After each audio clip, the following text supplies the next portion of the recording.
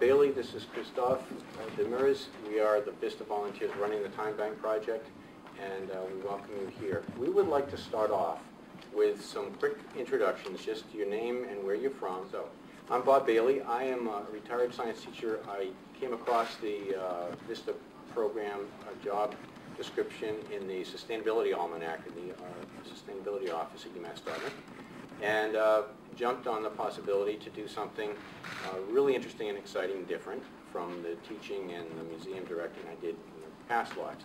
So that's why I'm working with Bob on the Time Bank. And I was a history major in college, and I looked at labor history, and I actually did research around time exchange in the past, and I thought it was a really great idea, and so I thought, put my money where my mouth is when I saw this project and see if we can make it work here. On the agenda here behind me is, it says goals, expectations, and concerns. So while you're getting up and getting something to eat, I'd like you to think about what goals you might have for today's meeting, what sort of things you're expecting, and what sort of things you might have concerns about. And while we're sitting back eating, we'll just go around again to see if anybody has anything that they'd like to share in that respect, just as an idea to get ourselves thinking about and getting to know each other a little bit better in terms of what we hope to accomplish this afternoon. Okay? So, we were thinking about goals, expectations, and concerns. Let's start with goals. We could go around, or we could just, what are some of your things that you came hoping to accomplish by the time you left here at 7 o'clock? Well, I want to be able to bring back information about the time exchange to the volunteers that work in our department. We've got 73 just in our department alone, and that's not even counting other departments at City Hall that also utilize volunteers. I'm also a member of the Lions Club, and they'd be interested in information like some of the other organizations that I belong to. I want to be able to bring information to them, because I'm not sure how many of them knew about this. You had pointed out that the Facebook and some of the web pages, we haven't got our information out that direction yet, but we're working on that for sure. The process, we'll talk about the process later, but it's conceivable within 24 hours you could start exchanging. Wow. Ooh, yay. Right. Any other, it can work in just unimaginably different kinds of circumstances. So, college campuses with students, neighborhood housing projects, nursing homes, bird clubs. The list is endless, and the creativity that people already are doing is pretty astonishing. Many of the concerns that people, I think, have, there are no guarantees on anything, first of all. But if we always keep in mind this central goal of we're just trying to be good people with each other, I think that'll help us get by a lot of our problems. But anyway, our next step. We haven't actually told you guys exactly how it works or how it runs, so that would probably be a good thing. We have Lisa Conlon here tonight, who runs the Rhode Island Time Bank, or Time Exchange, and so she's going to talk to you a little bit about how they started up and how their time exchange runs. Excuse me. Is there a difference between the time bank and the time exchange? Okay. No. It is not. Just one for them. Totally. And I can start there why we changed our name. So we started about 2006, 2007, and I actually was running another organization, a family support organization of families helping each other. So we were different in the sense that we were not a professional provider organization, but grassroots in the sense families wanted to help each other. But we also, at the same time, our children had some of the highest needs, and as families we had some of the highest needs in the community, because we are talking about children that are at risk or have emotional, behavioral, mental health challenges. So that also meant we're talking about children and families involved in child welfare, juvenile justice, behavioral health, all those deep service systems, social service systems. And so we said, as we were getting funded by state agencies to do that work, we said, what happens if our money starts to go away, our name at the time, Parent Support Network, if we're a network of families helping each other, where does that put us? And so if we think about it just from that aspect, we wanted to truly be a network of families helping each other. Of course, we were a special affinity group with a special mission. And so the first thing we learned right away was that if we were going to do time banking or this kind of networking, it had to be bigger than ourselves. It had to be broader, it had to be inclusive, and the assets, the skills, the gifts, the talents that could come to that had to be, just like any nonprofit or group that's helping a vulnerable population, you need people in addition to that population to really help everybody feel healthier, stronger, well. So based on that, we said if we started to lose our money, how would we still exist? And I can be honest, I don't like biting the hand that feeds me, and I don't like getting caught and stuck in the state bureaucracies. I'm a strong advocate, so I know how to do all that, and probably having 20 years experience doing that helped me get the leverage that I needed to build our time exchange. But right from the beginning, we had a social justice model, and really time banking grew out of the social justice model. So when we think of the really beginnings of time banking, that was back with actually in St. Louis, where there was a high level of poverty, and there was a settlement house there, and actually a bunch of older women who started going door to door, and they actually were the ones that came up with the values, and then Dr. Edgar Kahn worked with them to really solidify that and bring that to the next level. But it was those grandmas who were living in poverty in St. Louis, Missouri, who went door to door and said, you got to join, and that's how the principles. So the principles are sort of the foundation and how we get started. And I think, I'll get into that in a moment, but just the history of that is we said we needed a way to sustain.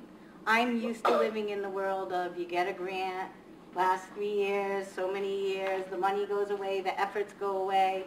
Or sometimes I see people bring volunteers on and they only keep the volunteers as long as they have the incentives for the volunteers, especially if the volunteers are reflective of the populations who are really in need.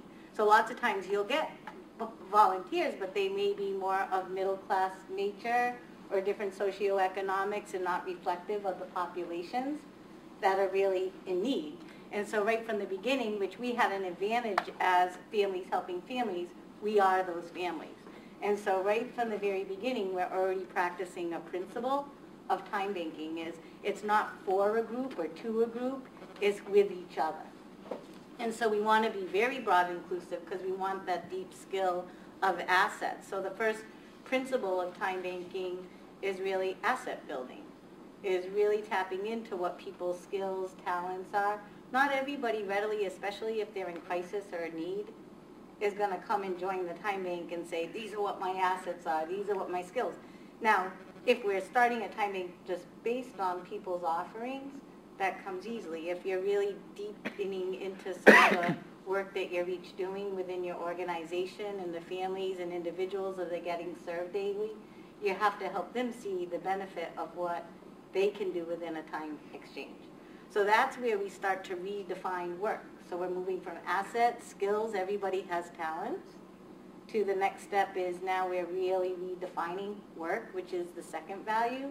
And so when we define work, pretty much, and has really progressed over the last 20, 30 years or so, I remember the days where I was a kid growing up, my grandmother chose to stay home. My mom was a stay-home mom, raised 5 of us as children, didn't go to school till my youngest sister, who was 14 years younger than me, and that was her choice.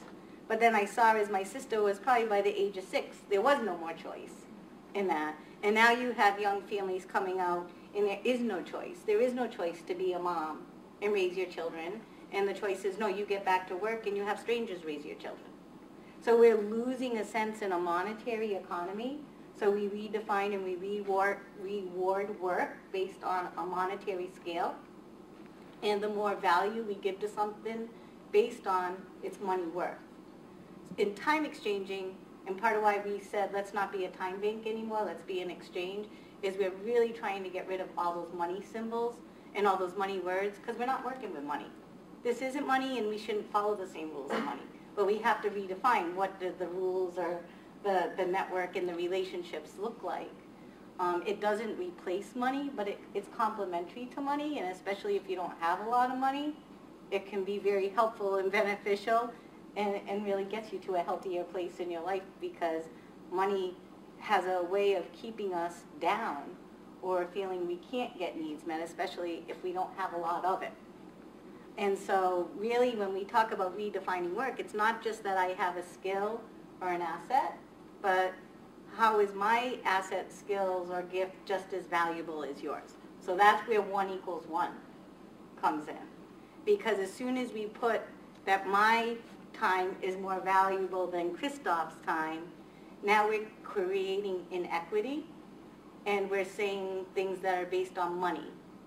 But if we are saying that each and every one of us should be honored for whatever skill or asset we have, we're equal, and that our time is equal. So 1 always = 1. I could be a young child raking leaves. I could be a chiropractor giving an hour of time. They're going to be of equal value. So that's part of redefining work, because we're saying that all our contributions should be equally rewarded and respected and understood. And the other way that we say that is there's a lot of things people do every day to help each other, especially if we think of our families, our friends, and our neighbors and our community, that we're already doing every day, but we don't get credit for that, or it's not always understood or rewarded or looked at as work. Or if I am a senior and I'm retired and I have a lot to give and I'm helping take care of my grandchildren every day, and I'm getting them off to school, and then I'm going over and I'm helping my church in the evening, all of that is valuable contributions and part of the fabric of who we are. And time making, we call that core economy. And we're starting to say that those things that we don't pay for every day are probably some of the most valuable things that keep us healthy and together as families, as friends, as community. And if we don't value that anymore, our communities are falling apart. The fabric of those connections. So we need to get that back to the same level of value in line with a monetary economy. So always when we're redefining work, concrete example of that in our time exchange is I was able to get dollars to start a lifespan respite program. So Respite Care, relief, caregiver for family caregivers, because they provide a huge amount of care, whether it's to children with special needs, seniors, adults with disabilities. How could we get them the relief they needed, and if they weren't eligible for those supports? We have become the volunteer capacity. Homemaker services are going away in our state. We are becoming the volunteer, because we took it over for the Diocese of Providence. So are we there yet? Do we have full capacity? No, it's a lot of work building up that momentum, but we put the training in place. We're the ones teaching. Now I'm going out to workforce development classrooms in partnership with the Department of Labor and Training and local workforce development programs, teaching people, saying, oh, well, now you're getting academic experience through the workforce development you're going to, but volunteer, now you're getting lived experience, and you're going to maybe make a relationship with a person while you're doing, which could lead to paid employment. Not paid employment based on I went out to this agency and I got a job, but I built this relationship with this family caregiver, and based on their eligibility for services, they're going to bring me with them now to be their worker. And that's what we're starting to see. So we're seeing where they'll put in like a volunteer hours if it's a good match with the family. And a lot of times we're having to work with that family or individual even to find out what their service benefits are, or where we can tap in. So we're almost building and filling in the gaps in the unmet need. And that's redefining work too. And then the big piece too is now there is no separation that only the people who are the providers are over here and the people who are the recipients over here.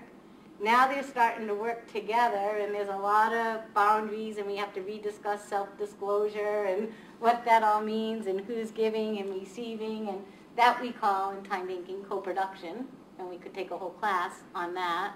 But if you begin to see how that works, and then as we're all working together, and the key to that is we're all giving and we're all receiving.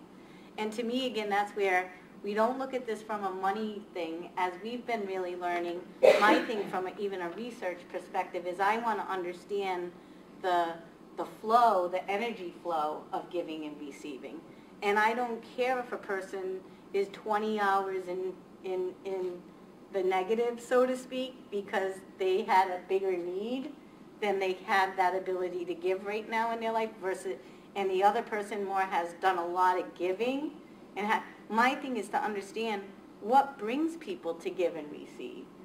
Because what makes a person stay engaged in the time exchange, and this is what we're struggling with right now, is to get good exchanging going. So everybody liked the fad, let's join, sounds good conceptually, it's there, but then really getting people to utilize it and see the exchanging that is occurring, that's where we're really in the heart of right now. And also bringing together diversity of people who may have a lot of resources versus individuals who are really struggling and don't have a lot of resources. So it's really, our potluck events, which is the next value, is how we build community, right? And so how now we're giving, we're receiving, we're becoming community, and that diversity that, especially in a service world and in a monetary world, separates us. And a time exchange, we hold big potluck events. We do Zumba classes. We bring people together based on interest or what they want to do and how to be sociable. And then we got all kinds of people coming together. And for everybody that, you have to build new relationships. You have to say, wow, it isn't like everybody on my street. So we have people of all different, one day I may have Karen come in who's deaf. And she also doesn't do sign language. And so now we're all writing back and forth to each other and putting things up on a big screen so that Karen can see what we're writing and write back to us and communicating. And now she's on our cabinet and helping us to build the time exchange.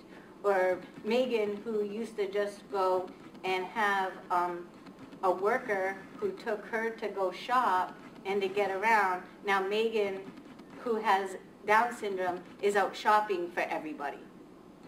So it changes the dynamics of that. So that builds community, and we're building community. And then the last value is really about the respect and equality, because we are doing things on an equal footing. And we are really bringing together, so it starts to build the mutual respect. And part of our community is a lot of special projects. It's hard to get people or enough people to doing things at a one-at-a-time, neighbor-to-neighbor exchange, and I think that's a really good way to practice. But at the same time, you're going to need some major special projects that allow a number of people, because we're just starting to get to enough mass of people that exchanging is occurring. And you have to, because you can practice together as long as you have a commitment to help each other. But you want enough masses of membership so that you can find and tap into those assets, or who you want, or people live closer enough to you. You're going to have to do a lot of social events and networking and organizing people to get a sense of that. So those are the main values that I just touched on. Excuse me? What is the minimum number of people?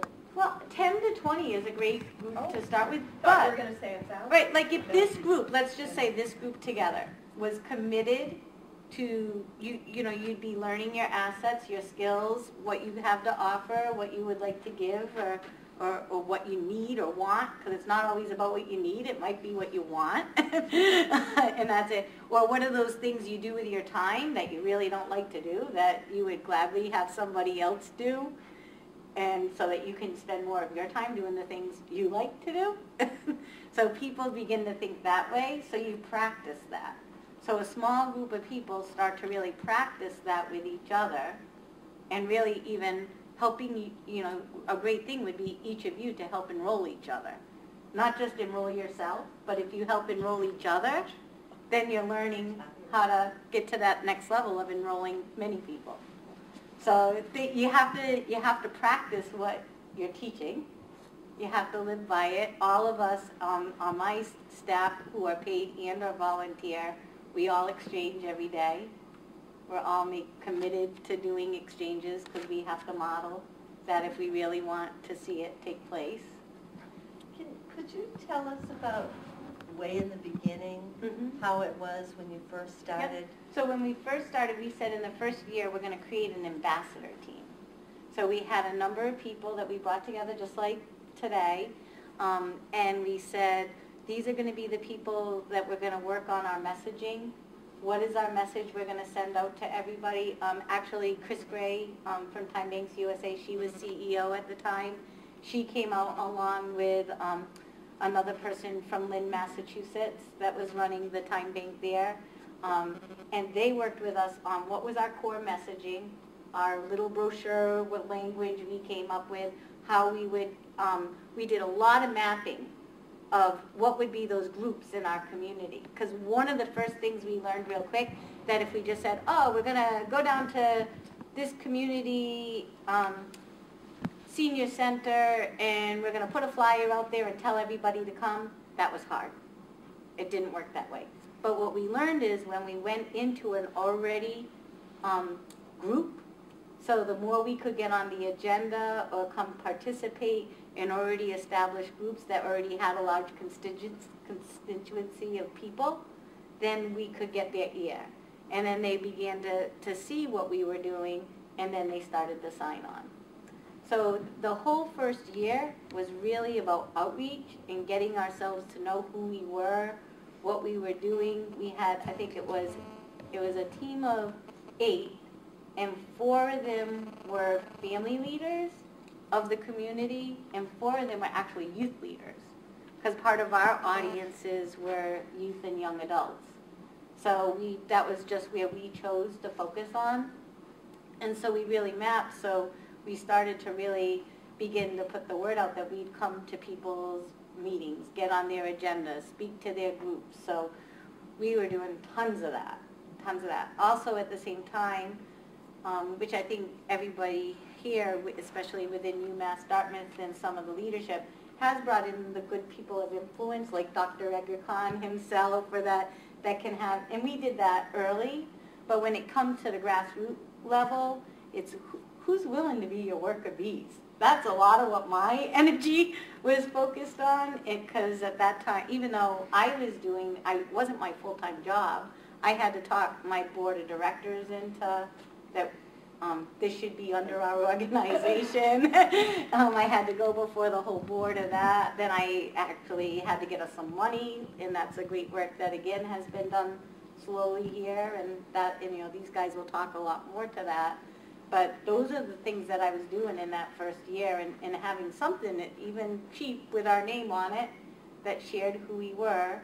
And then we weren't quite sure how to exchange, but we went for it. People will list what their offer, you get them brainstorming and they'll think about what their offers or needs are. But I think what I'm learning is the more you put something out there, so if somebody has a need one day, you put it out there to everybody. The more your communications can go out to the full membership, the better luck you're going to have. Because it might be, if you only think of calling on person because that's what they told you that point in time they do, it doesn't mean they won't do more. And so if you don't ask, that was the biggest thing we learned. Ask. Ask. If you don't ask and you don't put the request out there and to the whole group, and if you only say, oh, I'm only going to call in these people because they wrote it down on their profile. We're not doing that anymore. Now you just ask. We were more of the mindset that we wanted state funding and really to begin to meet the unmet need in the state. Other exchanging, a lot around, the respite care or babysitting companionship, a lot of phone companionship.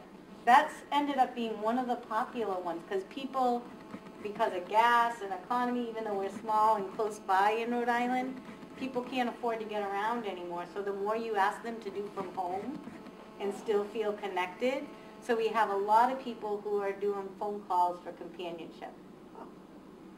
Yeah, I'm willing to check on Mrs. Smith and spend some time talking to her, helping her in that way. We're starting to see more exchanges around art and music beginning to occur. The other thing that's really hard is there's a lot more exchanging going on than getting tracked and written into our database. So we don't quite know some of the exchanging going on. We have about 65 organizations involved right now. or groups, and you're willing to give, like, these guys have been great, they come out and they help me, one of them, at least one of them once a week. You show up, you're great help, and if this is your idea where we want to go, that's where we're going, because your energy's in charge right now. and that's been me, of sort of how I let things go organically, because I don't have time to control all that. Chris and I were just going to give you a quick rundown of what we've done We so far. started off in September researching the different time banks and the different strategies people had taken to start a time bank. So we visited Lisa, we talked to her, we went up to Portland, Maine and talked to their time bank, and we sort of looked at what other people have done so that we can sort of take their best practices, and so we can kind of avoid the mistakes that other people have made. And You know, there's a lot of variety in time banks and how they're set up and the approaches that they take, but it can work. It's just a matter of you know, sticking to the primary function. So we actually have a website of our own, and let me show it to you right now. We got our website, we got our name up there. It's exchangetime.org. That's our website, www.exchangetime.org. And that brings you to our website, which has our logo on it, which is up there. And from that website, you click on the login button, and which is right here. And when you go to the login button, that will bring you to the Time and Talents software, which is important. So this is, Our World is the name of the company. This is the organization that runs the Time and Talents. But for now, I think the most important thing is to get people in. So take a moment, look this over. On the back is the software, the directions on how to get onto the online. So we're going to split you up. We have 3 computers here, and we have some upstairs in the lab. And we're going to sit you down, maybe 2 or 3 people at a computer, and have you enroll yourselves into the Southeastern Massachusetts Time Exchange, if you like. So the point I'm trying to make is that your profile, if you don't put anything up there, that's fine. You don't have to. When I put my profile up on New Hope, I just mentioned I'm a retired teacher, and I can tutor, and I can cut firewood with my chainsaw.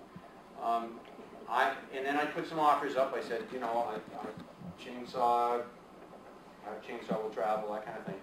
And then I'm tutoring grades 1 to 6, whatever. So I put those 2 offers up. And I got a woman call me and asked if I could identify her rocks and minerals.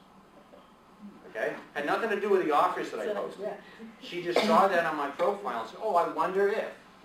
So don't be afraid to put something about yourself, you know, some general interests that people can use, because sometimes that will spur exchanges that nobody ever thought of before. Once you've got yourself set up, you can go to look at other people's offers and other people's requests. I don't want to go on and on. The best way for you to learn this stuff is to get on the website and do it. Then you find an offer. Oh, I got an event. Here's this guy this person that can do this. So you see email, and maybe if the emails them, gives them the phone number, they call on the phone, and as quickly as you want, you're making it. I think that the person who's getting the time credit, getting the credit for doing the work, is the one who's going to be motivated to report it. And so they put in the time exchange, they put in the report, and that's up under hours. And then you click record transaction, and then you're done. So it's a little involved to do with the recording of the transaction, but that's about the worst to get. This is the birth of a time exchange. yeah. I'm ready. All right. Great. So, see now, you can call me. Explain how that. Okay. Yeah, and then it's